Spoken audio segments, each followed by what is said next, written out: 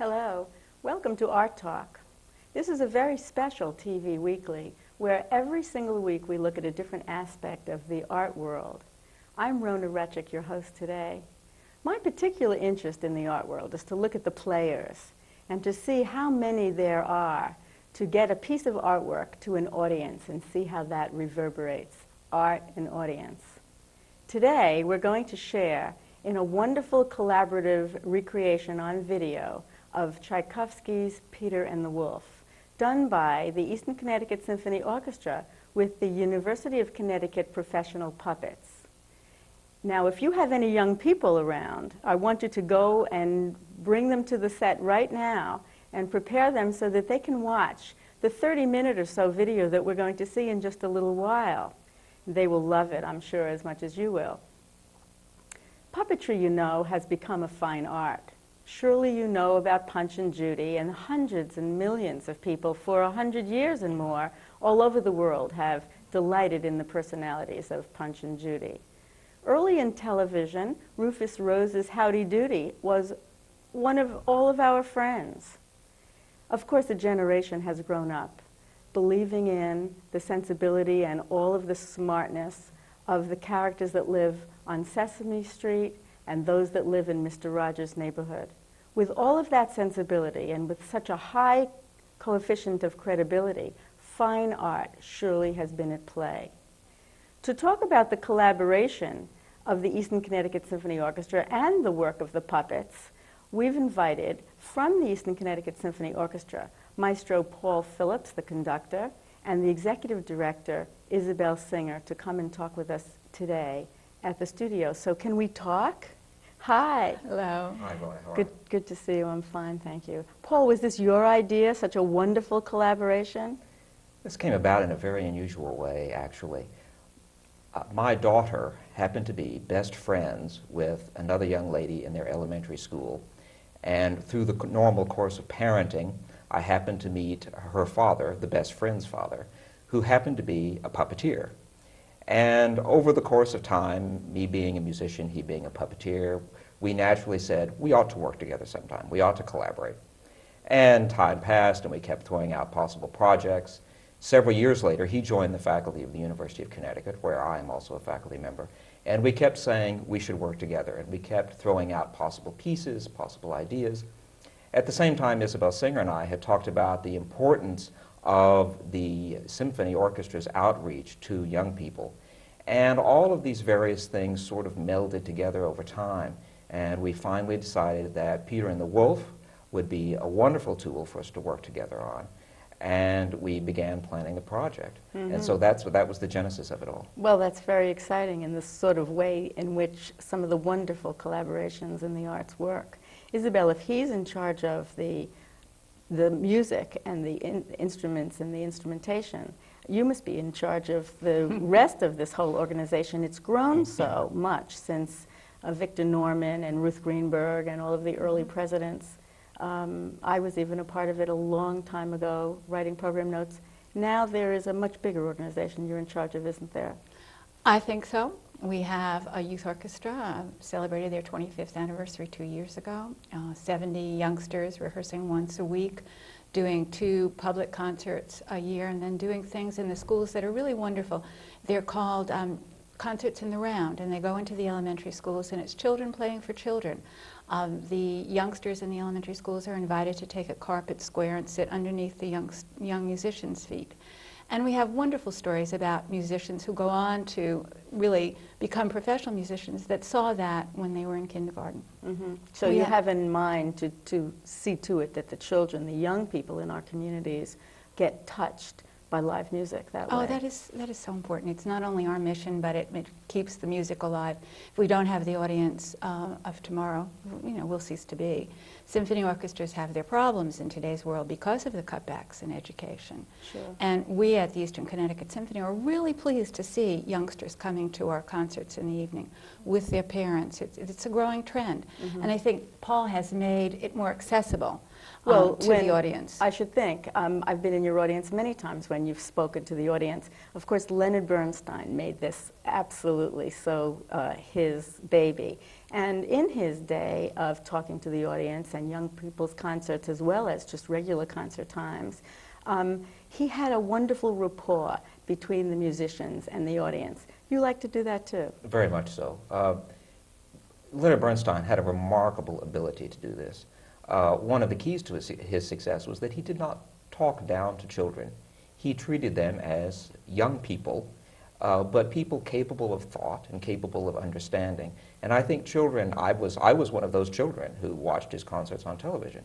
And we felt, I as a child, and I'm sure others, felt that his ability to communicate with us was key to our understanding of what was going on. And we appreciated the directness with which he approached us. Well, with adults as well. Don't Absolutely. you find your audience, whatever age they're made up of, they're not musicians. More of them are not musicians than there are a few sitting in the audience that might be musicians.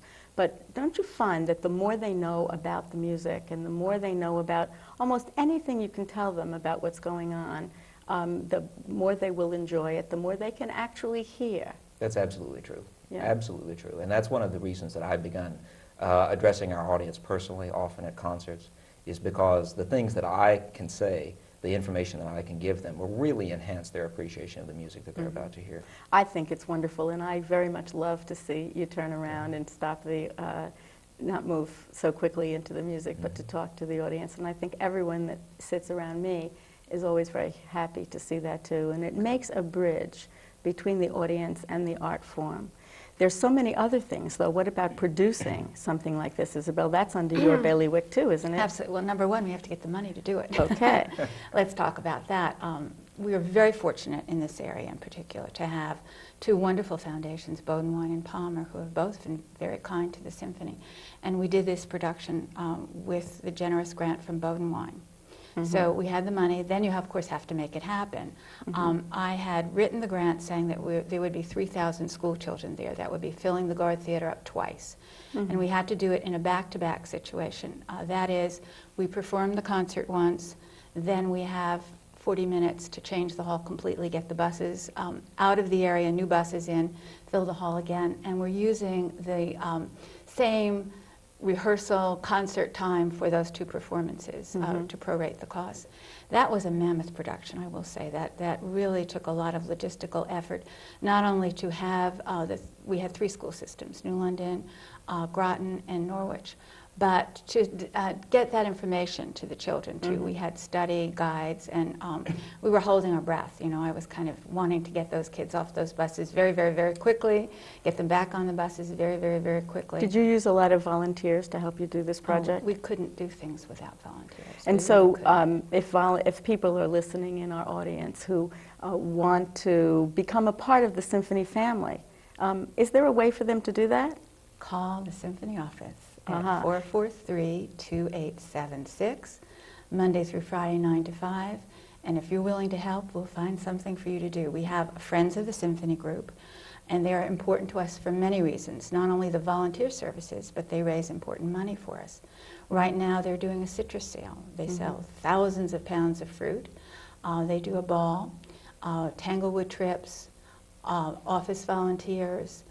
So people who pre-concert kind of lectures. like to be around others who are interested in music can find somewhat of a comfy home in the Friends of the Symphony. Absolutely. Now, this particular collaboration with the puppets, Paul, when you were working with the musicians and the puppet resource, did you have anything to do with designing anything in the way of the coloration of the puppets? In a certain sense, yes. Bart and I, Bart brought me preliminary designs for the puppetry, and I would make suggestions depending on how I felt the characterization, the musical characterization of the puppet should be.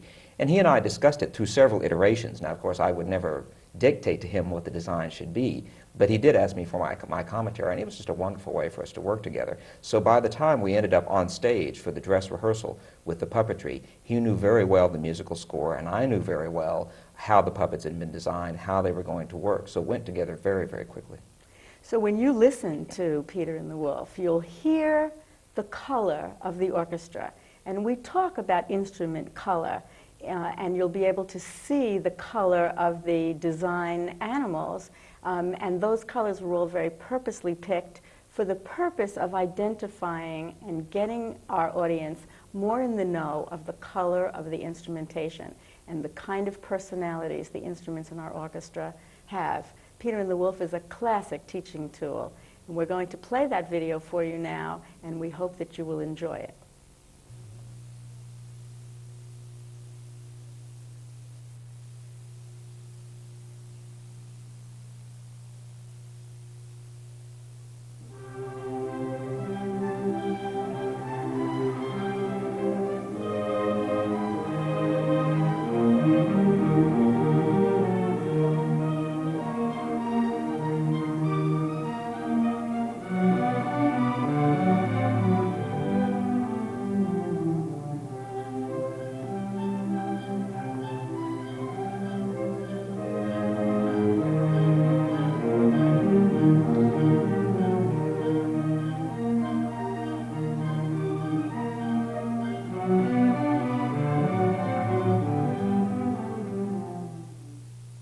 Soon we'll be doing Peter and the Wolf, a wonderful tale for orchestra and narrator, this time with a few additions.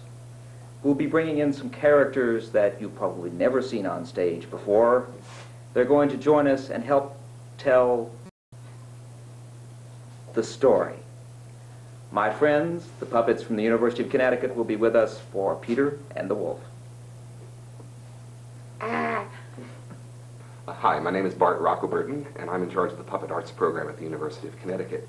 We're very pleased to be joining the Eastern Connecticut Symphony Orchestra in this project of Peter and the Wolf. We will be adding the visual elements to the orchestra's sound elements.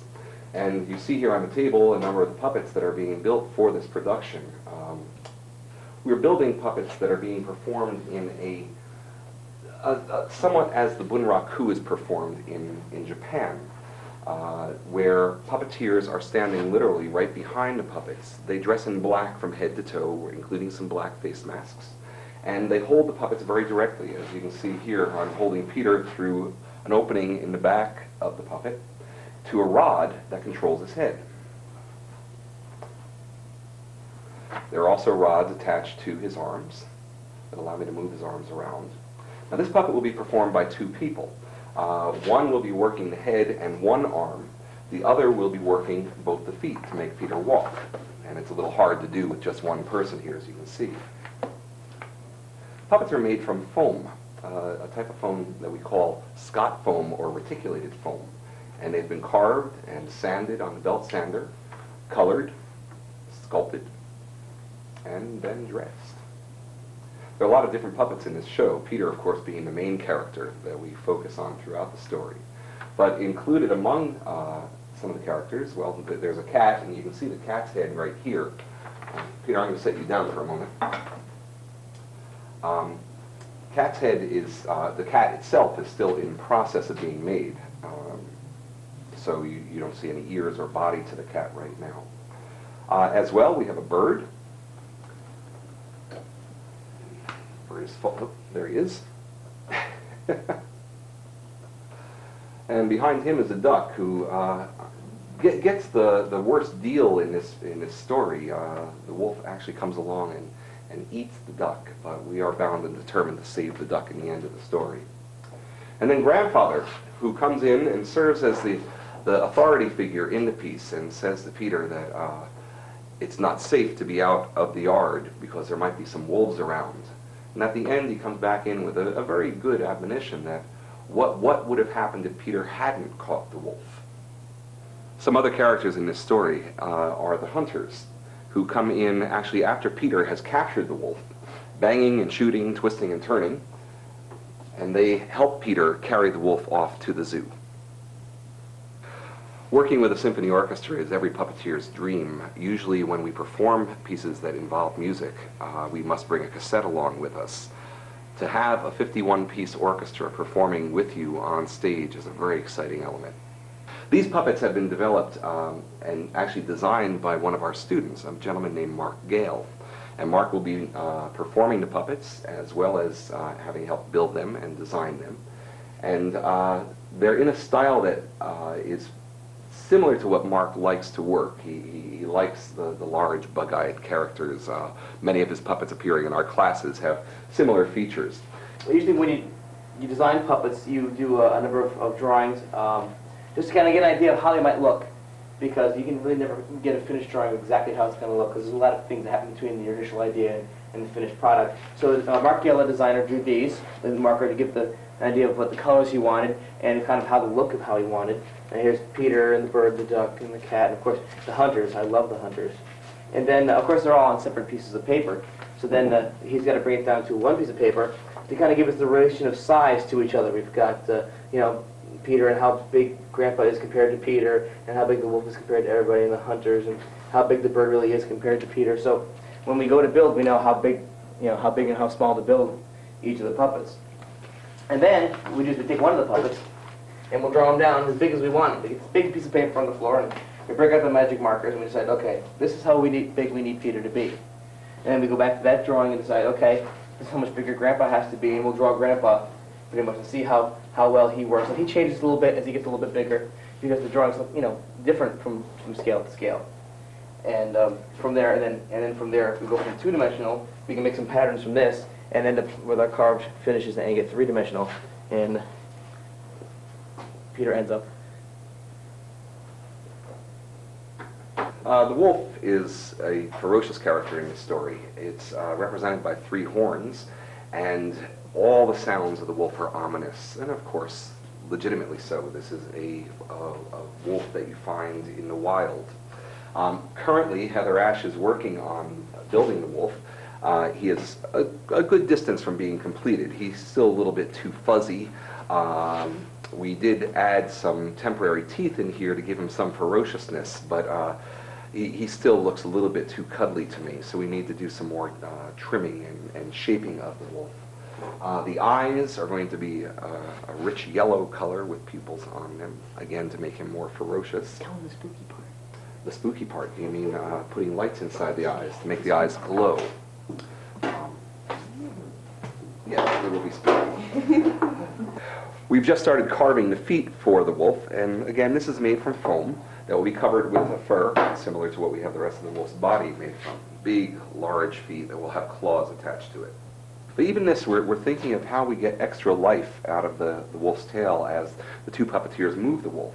And what we're working with is a piece of metal boning that's usually used in dressmaking. We will attach this very tightly to the wolf's body so that we'll get some extra spring out of the tail without even having to manipulate it. The wolf is a very dangerous character in the show. It threatens Peter, the cat, the bird, and actually swallows the duck.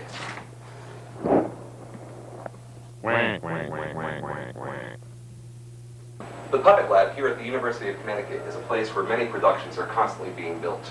We work on student productions, thesis productions, main stage productions for the Department of Dramatic Arts, and many outside projects. The current production of Peter and the Wolf, which will perform with the Eastern Connecticut Symphony Orchestra, is one of those projects.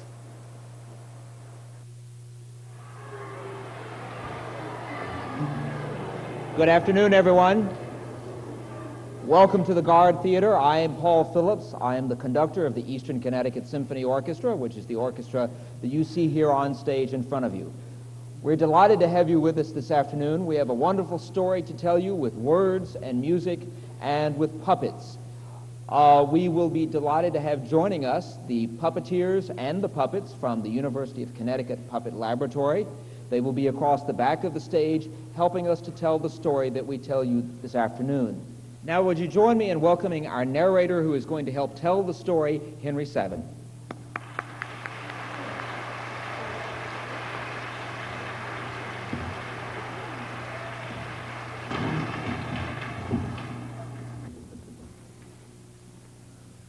Here is a story about a small boy and a wolf. All of the characters in this tale are represented by different orchestral instruments. For instance, the bird by the flute.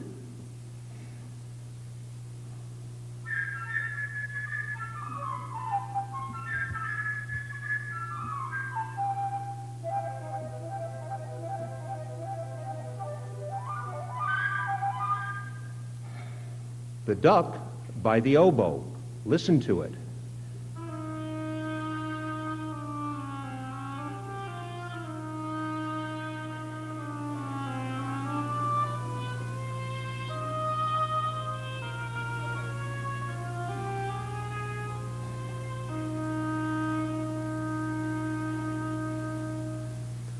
The Cat by the clarinet.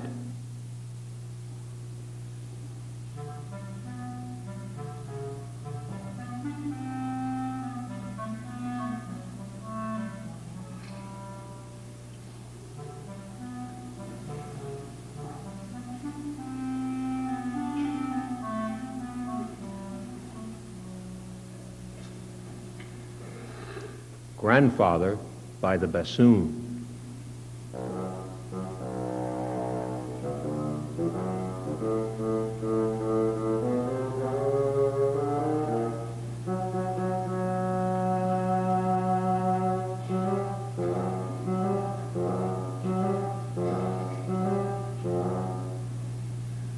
The Wolf by French horns.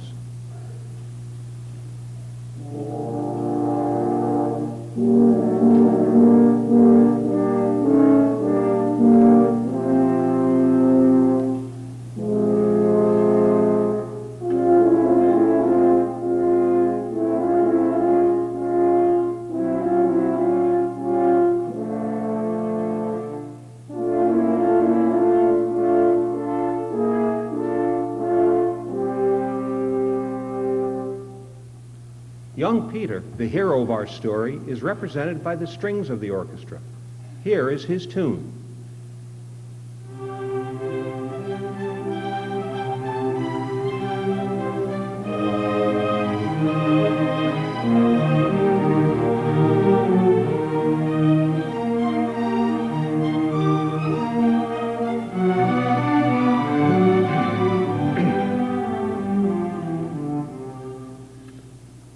Toward the end, you will hear the guns of the hunters played by the kettle drums.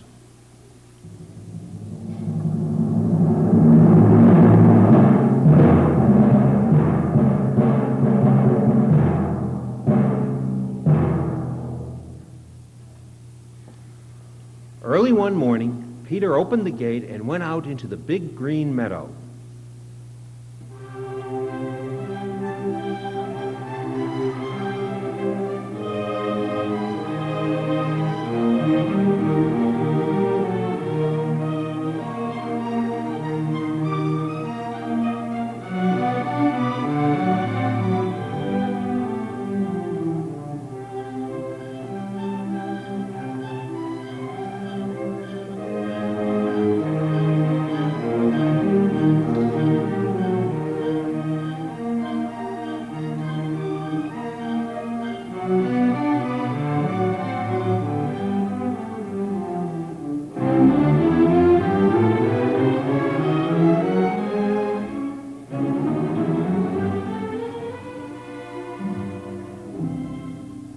On the branch of a big tree sat a little bird, Peter's friend.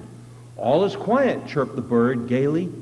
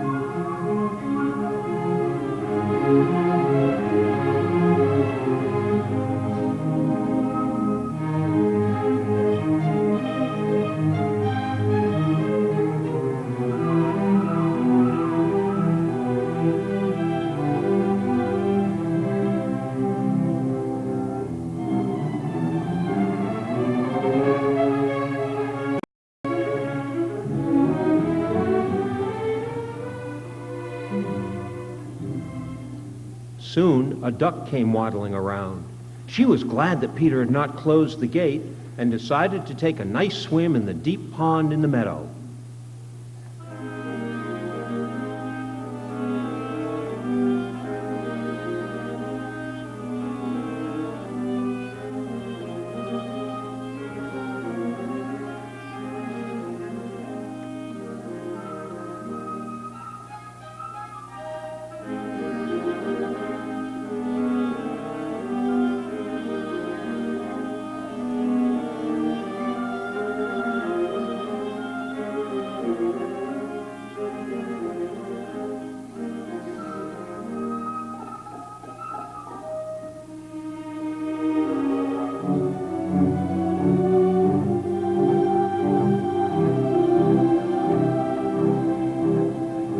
Seeing the duck, the little bird flew down onto the grass, settled next to her, and shrugged her shoulders.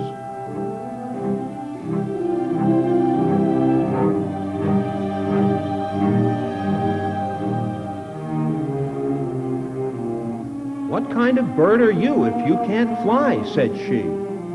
"What kind of bird are you if you can't swim?" and dived into the pond.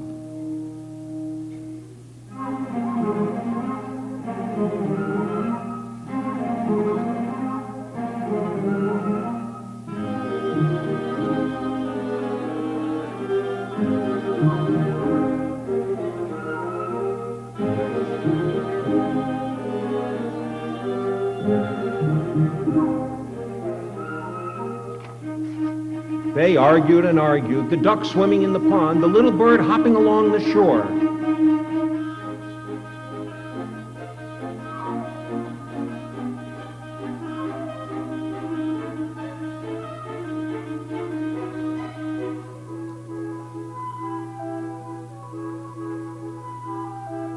Suddenly, something caught Peter's attention. He noticed a cat crawling through the grass.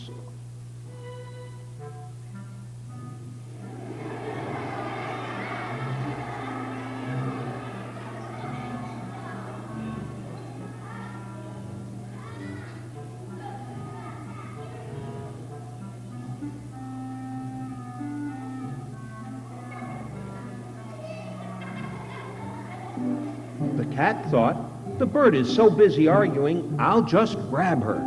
Stealthily she crept toward her on velvet paws.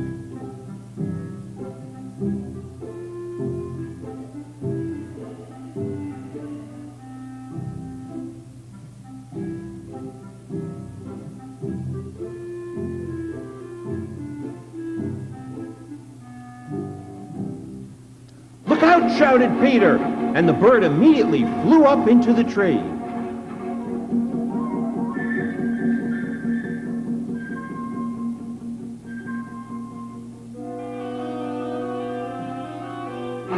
While the duck quacked angrily at the cat.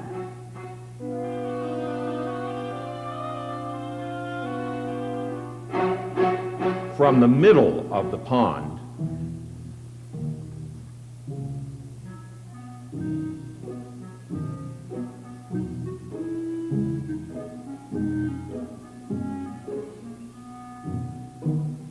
the cat walked around the tree and thought, "Is it worth climbing so high?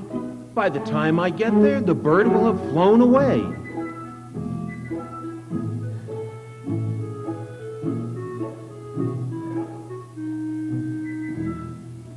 Grandfather came out.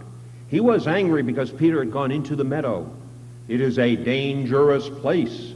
If a wolf had come out of the forest, then what would you do?"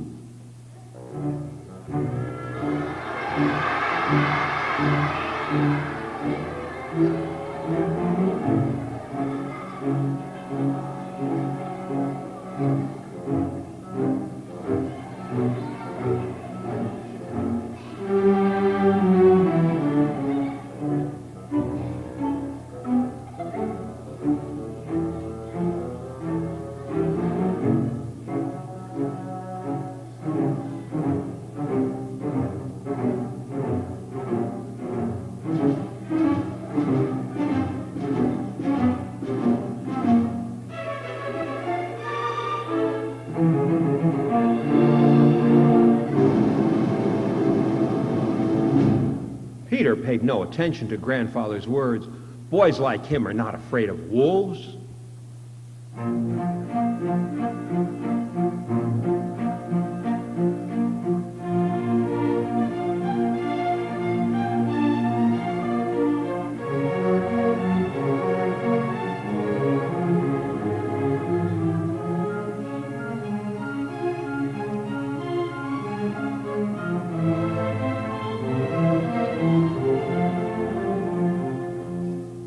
But grandfather took Peter, led him home, and locked the gate.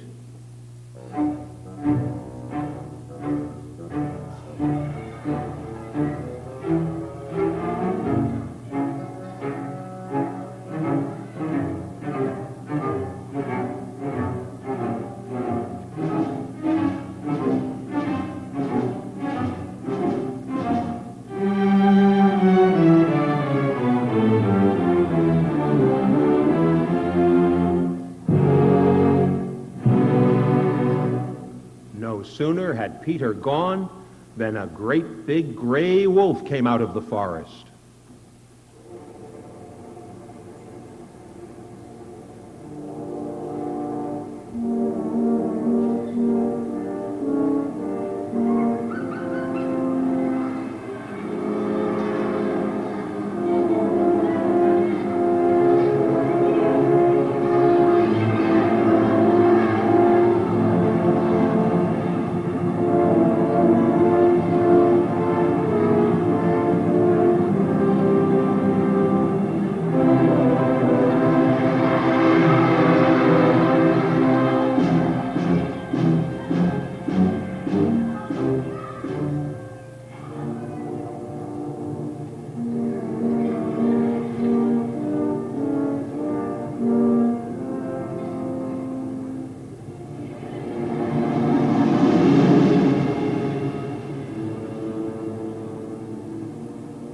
In a twinkling, the cat climbed the tree.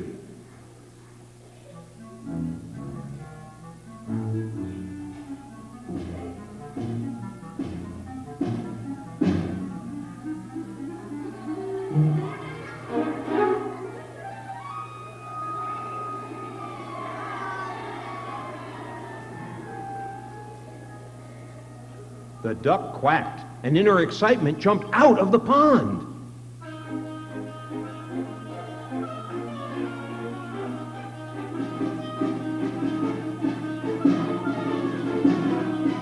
But no matter how hard the duck tried to run, she couldn't escape the wolf. He was getting nearer, nearer, catching up with her.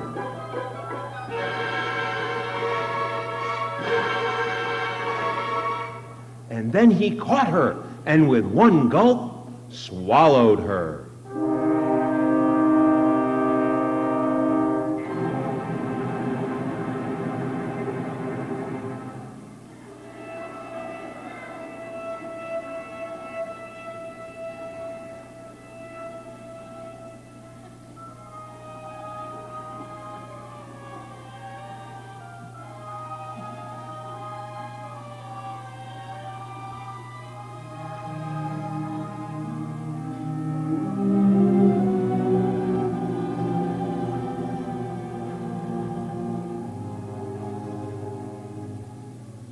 And now, this is how things stood. The cat was sitting on a branch.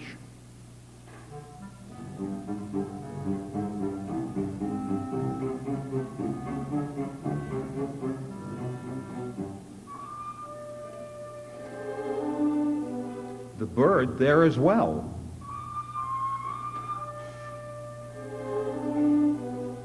Not too close to the cat.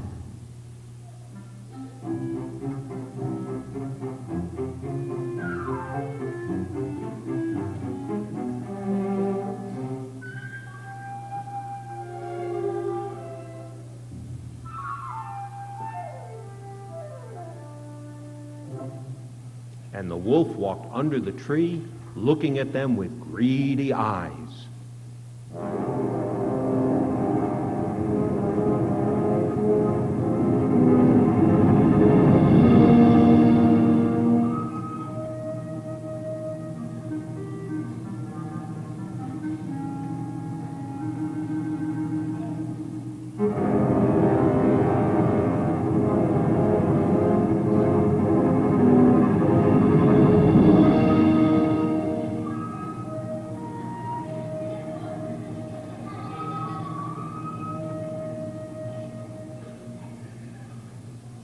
In the meantime, Peter, without the slightest fear, stood behind the closed gate, watching all that was going on.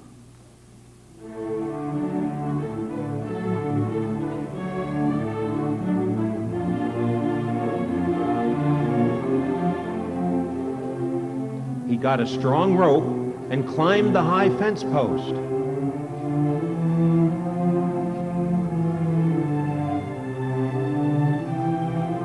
One of the branches of the tree under which the wolf was walking stretched out near the fence.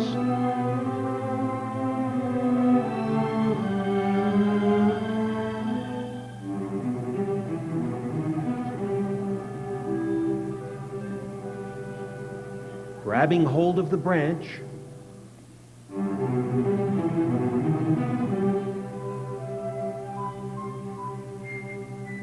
Peter lightly jumped over onto the tree.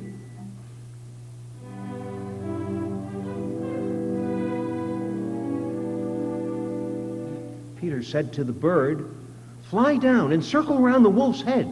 Only take care that he doesn't catch you."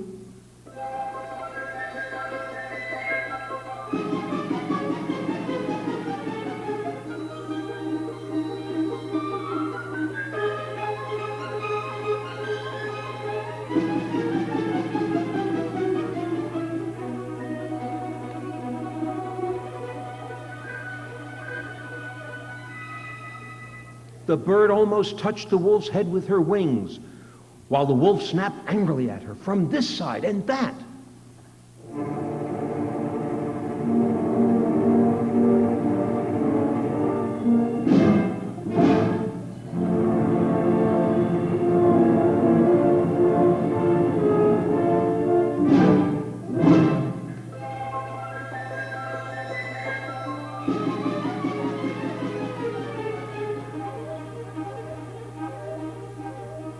How the bird did worry the wolf, how he wanted to catch her.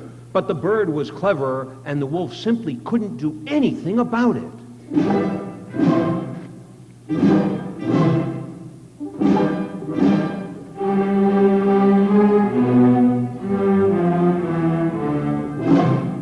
Meanwhile, Peter made a lasso, and carefully letting it down,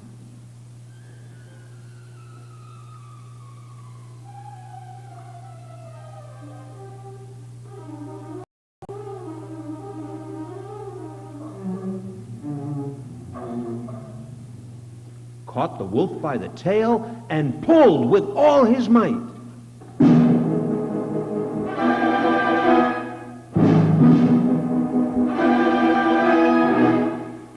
Feeling himself caught, the wolf began to jump wildly, trying to get loose.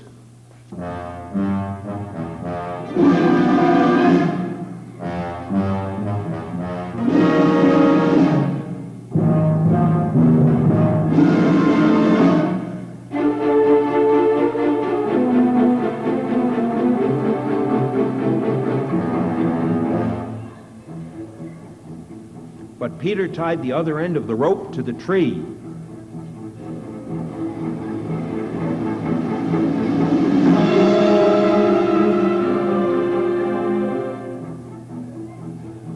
And the wolf's jumping only made the rope round the tail tighter.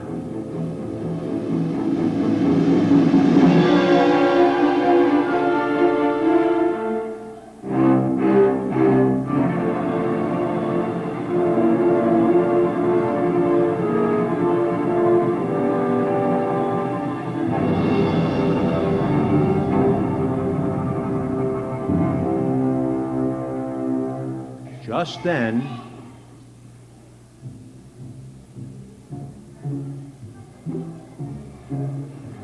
the hunters came out of the woods.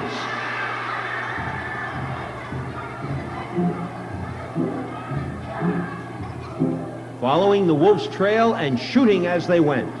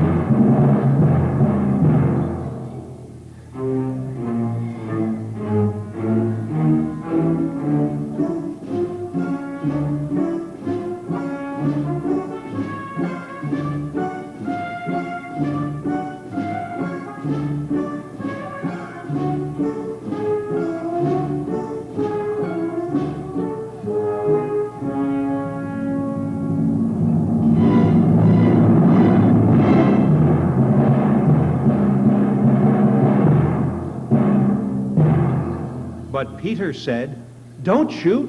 Little Bird and I have already caught the wolf. Now help us take him to the zoo."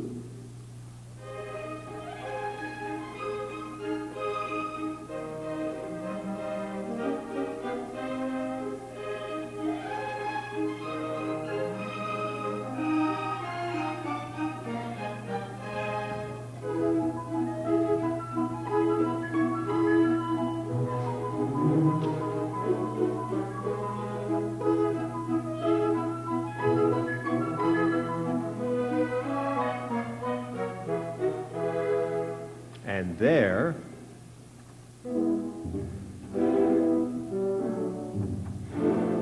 imagine the triumphant procession.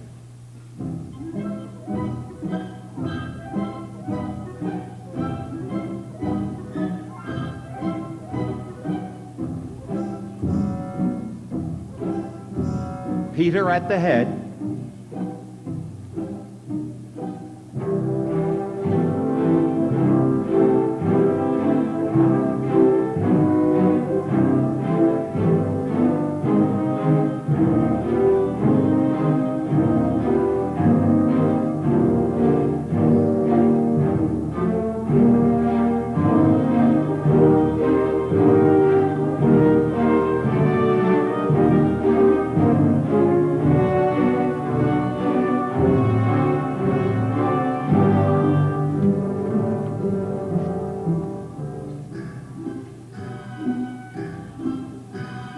after him, the hunters with the wolf.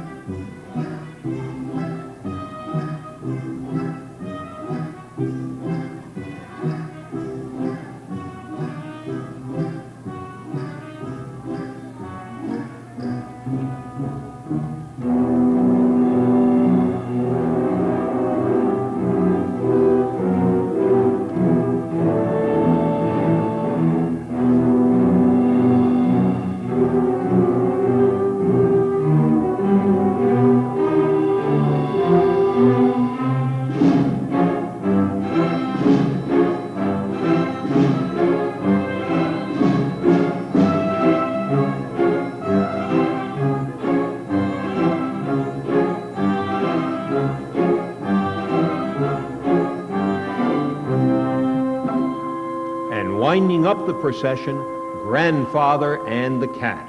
Grandfather shook his head discontentedly. Well, and what if Peter hadn't caught the wolf? What then?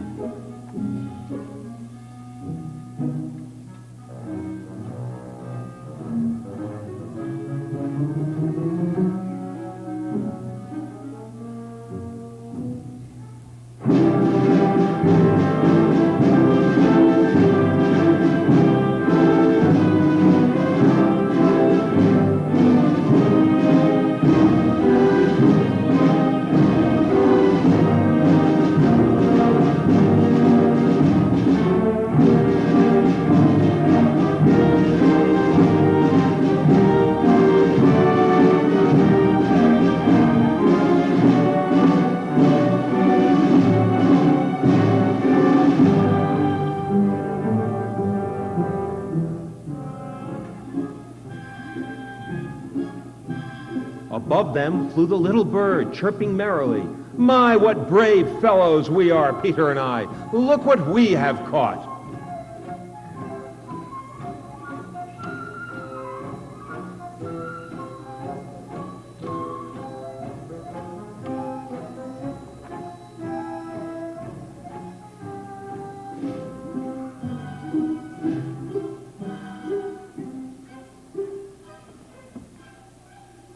And perhaps, if you listen very carefully, you will hear the duck quacking inside the wolf, because the wolf, in his hurry, had swallowed her alive.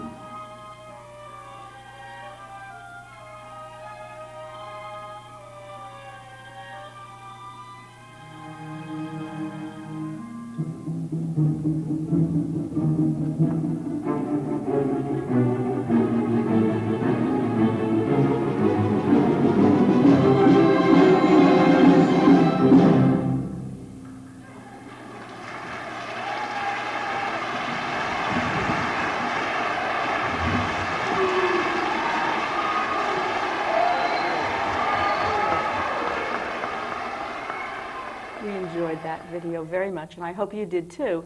Paul, tell all of us about the good and welfare of all of the animals. All the animals in this production live, yes? Oh, absolutely. Prokofiev originally intended, as you know, for the wolf to be captured and sent to the zoo. He's not shot by the hunters. He's very well taken care of and lives happily ever after. But in our production, we even did not want the duck to meet an untimely death either. So we had him sneezed up at the very end, and it's really a marvelous little moment. And I must say that that was Bart Rockerburton's idea, our puppeteer. He wanted it to end that way. Well, so each of the artists then had input, and that's what Absolutely. makes the collaboration so very important and Indeed. so fine. Right. Now, this was a terrific collaboration, and I'm very glad you did it. What's in store for the future? Can we, as an audience, expect the Eastern Connecticut Symphony Orchestra to be involved in other art forms and collaboration? Absolutely. I probably can't share too many details about what's coming up, but we will be almost certainly doing other works with puppetry in the future. We may also be doing other works that involve visual elements, such as slides and other kinds of unique kinds of presentations in Symphony Hall. So it's not going to be just business as usual. Well, I'm glad, because I think that now that our audience is so absolutely into television and multimedia kind of effects, being brought up on Sesame Street and all of the effects in Mr. Rogers' Neighborhood as well, we need our audience to be user-friendly arts. So many, many things have to hit us at once, and I'm glad the Eastern Connecticut is going to do that too. Okay. Isabelle, for the future of the audience, we're very concerned about the audience in arts organizations. What are you doing to see to it that the young people in the area will stay there for us and be there for us as they grow up? We do 40 to 60 programs a year in the schools. Many school systems like Norwich, New London, Groton, and places as far away as Hamden have our trios, quartets, quintets going into the schools. We've also done things. Last year we had 24 youngsters sitting on stage during a rehearsal. Mm-hmm. They entered a little contest, Why I Want to Be Surrounded by Symphonic Music. Mm-hmm. And it was a wonderful opportunity for them to sit next to a musician. Our rehearsals are sacrosanct. We couldn't break into the rehearsal, but they did have a little talk with Paul before. And during the break, they were able to mingle with the musicians, mm-hmm. many of whom were their own music teachers. And it was a wonderful opportunity mm-hmm. for them. When you go to the school systems, isn't it so that do the musicians allow questions and conversation, and just even if they're kind of off-the-wall questions, don't people kind of want to know a lot of things, like even how heavy is that bassoon? Certainly. And we get wonderful correspondence after some of these programs from the students, which are just, they're really delightful. And that is so meaningful that they meet the musicians in a formal and informal way. Mm-hmm. So we're very encouraged, as I had said earlier in the program, we have a lot of youngsters, 10, 11, 12 years old, coming to the concert, and that's mm-hmm. just wonderful. I love seeing that. And a lot of young people in their early 20s saying, let's go to the symphony for a date. Mm-hmm. First-time symphony goers. And whenever we know that someone is coming for the first time, it really makes us feel great. And we know that because they'll call the office and ask what to wear. Oh, that's adorable. Well, we don't want too many of them to stick out. You don't put a spotlight on them or anything, because the young people will run away. Yeah. But now that we've introduced so many new listeners to the personalities of the instruments in the orchestra, perhaps when the musicians go to the school systems, there will be more questions and more conversation mm-hmm. between the kids and the musicians, even related to the Peter and the Wolf that we just shared. We want all of you to come to the theater, and we want you all to be immersed, even at least once a month, in an experience that has live music involved. Call the symphony office if you have never been to the Eastern Connecticut Symphony, or if you've been to some seasons and want to make certain to be included in the season that comes every year from the fall through into the winter. But be a part of the symphony. Join the friends and meet other people who enjoy listening to live music. You'll see that there really is a difference. It's not instead of listening to wonderful music on tape or on CDs, but there's a wonderful difference and something that can be just put straight into your soul from being in the midst of live music. I know you will like it, and I hope to see you there. I'm there as often as I can be. You be there too. We need an audience in order for the arts world to run. We'll see you next week on Art Talk, when we'll talk about another aspect of the art world, and we hope that you'll be here with us. I'm Rona Rutchik, your host. Tune in next week to Art Talk.